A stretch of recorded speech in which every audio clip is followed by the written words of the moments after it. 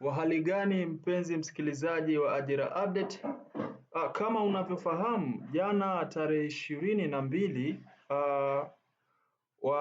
wamehitimu askari katika chuo cha mafunzo ya upolisi pale Moshi, na hii ni intake kozi namba 1 ambayo ni intake 2025-2026 katika mkoa wa Kilimanjaro.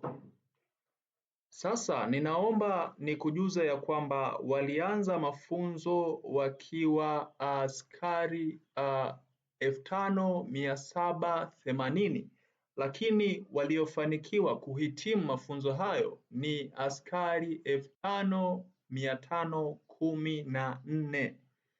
Nadhani unaweza kujiuliza hao wengine wamekwenda wapi? Askari kama 234 hivi, kama 300 sehemu hivi, wamekwenda wapi? Kama ulishawahi kunisikiliza kwa makini, nilishakwambia kwamba mambo yoyote yanayohusiana na mambo ya jeshi yanahitaji nidhamu. Ndiyo kitu cha kwanza na ndiyo kipaumbele cha kila jeshi. Nidhamu ni muhimu sana.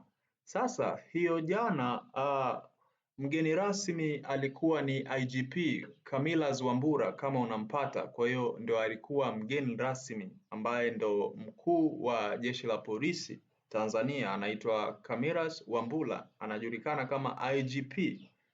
Alisema ya kwamba kuna watu au wanafunzi 234 walishindwa kuhitimu hayo mafunzo, ama wameshindwa kuhitimu hayo mafunzo kwa sababu ya utovu wa nidhamu, kukosa nidhamu.